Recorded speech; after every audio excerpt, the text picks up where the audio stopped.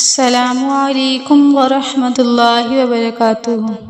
کیسے ہیں آپ سب؟ امید کرتی ہوں سب خیر و عافیت کے ساتھ ہوں گے۔ آج کا ہمارا سبق ہے سورہ عادیات، جس میں ہم سورہ عادیات کا ترجمہ، مختصر تشریح اور تفسیر پڑھیں گے۔ بسم اللہ الرحمن الرحیم۔ شروع کرتی ہوں اللہ کے نام سے جو سب پر بہت مہربان ہے۔ سورہ عادیات مکہ میں نازل ہوئی اور بعض صحابہ کرام رضوان اللہ اجمعین فرماتے ہیں کہ یہ سورت مدنی ہے۔ اس سورت کی 11 آیتیں ہیں۔ والعادیات ضبحا، قسم ہے ان گھوڑوں کی جو ہانپ ہانپ کر دوڑتے ہیں۔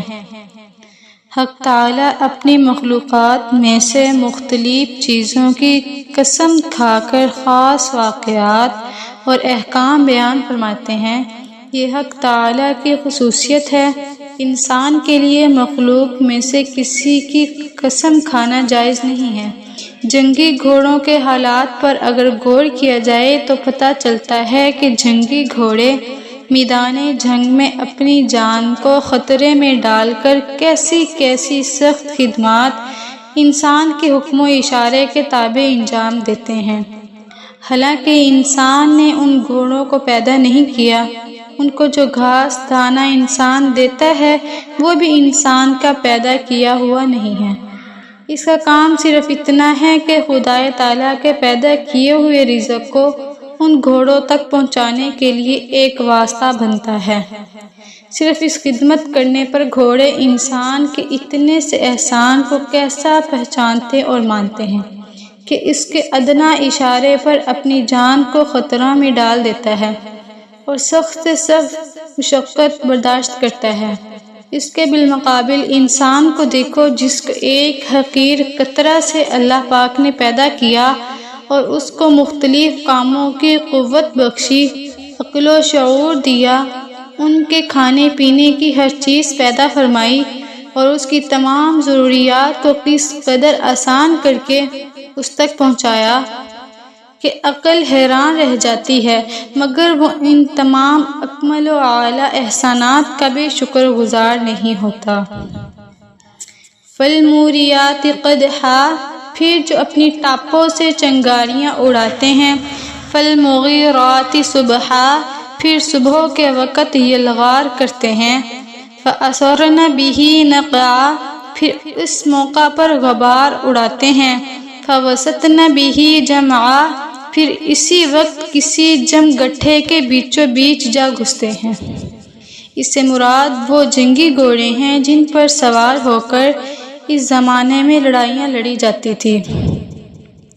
اس کی قسم کھانے میں یہ اشارہ ہے کہ گھوڑے اپنے مالکوں کے اتنے وفادار ہوتے تھے کہ اپنی جان کو خطرے میں ڈال کر اپنے مالکوں کے حکم کی تعمیل بھی کرتے تھے اور ان کی جان کی حفاظت بھی۔ اللہ پاک نے اتنے مضبوط جانور کو انسان کا ایسا تابع اور وفادار بنا دیا ہے۔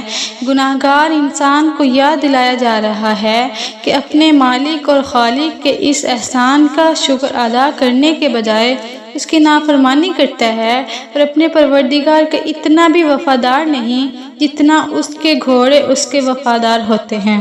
چنانچہ اگلی آیات میں فرمایا گیا ہے کہ انسان یعنی گناہ گار انسان بڑا ناشکرا ہے۔ ان الانسان لربہ لکنود، کہ انسان اپنے پروردگار کا بڑا ناشکرا ہے۔ حضرت حسن بصری نے فرمایا کہ وہ شخص جو مصائب کو یاد رکھے اور نعمتوں کو بھول جائے اس کو کنود کہا جاتا ہے۔ وَإِنَّهُ عَلَى ذَلِكَ لَشَهِيدٌ، اور وہ خود اس بات کا گواہ ہے، یعنی اس کا طرز عمل گواہی دیتا ہے کہ وہ ناشکرا ہے۔ وَإِنَّهُ لِحُبِّ الْخَيْرِ لَشَدِيدٌ، اور حقیقت یہ ہے کہ وہ مال کی محبت میں پکا ہے۔ خیر کے لفظ معنی ہر بلائی کے ہیں۔ عرب میں مال کو بھی لفظ خیر سے تعبیر کرتے تھے، گویا مال بھلائی ہی بھلائی اور فائدہ ہی فائدہ ہے۔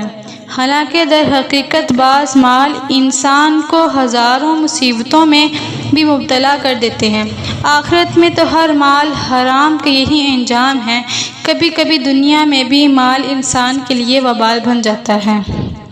آیات مذکورہ میں گھوڑوں کی قسم کھا کر انسان کے متعلق دو باتیں کہی گئی ہیں۔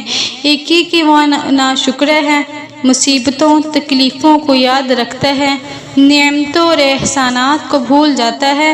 دوسرا یہ کہ وہ مال کی محبت میں شدید ہے۔ یہ دونوں باتیں شرعاً عقلاً مذموم ہیں۔ ان میں انسان کو ان مذموم خصلتوں پر متنبہ کرنا مقصود ہے۔ ناشکری کا مضمون ہاں نہ تو بالکل ظاہر ہے۔ مال کی محبت کو جو مذموم قرار دیا، حالانکہ وہ انسانی ضروریات کا مدار ہے اور اس کے حاصل کرنے کو شریعت نے صرف حلال ہی نہیں بلکہ بقدر ضرورت فرض قرار دیا ہے، تو مال کی محبت کا مذموم ہونا مال کی محبت میں شدت کے اعتبار سے ہے کہ مال کی محبت میں ایسا مغلوب ہو جائے کہ اللہ پاک کے احکام سے بھی غافل ہو جائے اور حلال و حرام کی پرواہ نہ رہے۔ افلا يعلم اذا بعثر ما في القبور، بھلا کیا وہ وقت اسے معلوم نہیں ہے جب قبروں میں جو کچھ ہے اسے باہر بکھیر دیا جائے گا۔ وحصل ما في الصدور، اور سینوں میں جو کچھ ہے اسے ظاہر کر دیا جائے گا۔ اس غافل انسان کو اس کی خبر نہیں کہ قیامت کے روز جب کہ مردے قبروں سے زندہ کر کے اٹھا لیے جائیں گے اور دلوں میں چھپی ہوئی باتیں بھی سب کھل کر سامنے آ جائیں گی، اور یہ بھی سب جانتے ہیں کہ رب العالمین ان سب کے سب حالات سے باخبر ہے، تو اس کے مطابق جزا و سزا دیں گے۔ اس لیے عقل مند کا کام یہ ہے کہ ناشکری سے باز آئے اور مال کی محبت میں ایسا مغلوب نہ ہو کہ اچھے برے کی تمیز نہ رہے۔ ان ربهم بهم یومئذ لخبیر، یقیناً ان کا پروردگار اس دن ان کی جو حالت ہوگی اس سے پوری طرح واقف ہے۔ اس صورت سے سبق حاصل یہ ہوتا ہے کہ ہم ہر حال میں اللہ پاک کا شکر ادا کرنے والے بنیں اور کسی بھی وقت ناشکری کے الفاظ زبان پر نہ لائیں۔ یہیں پر ہماری آج کی تفسیر کی کلاس ختم ہوتی ہے۔ اللہ پاک ہم سب کو اپنے حکموں کے مطابق زندگی بسر کرنے کی توفیق عطا فرمائے، آمین۔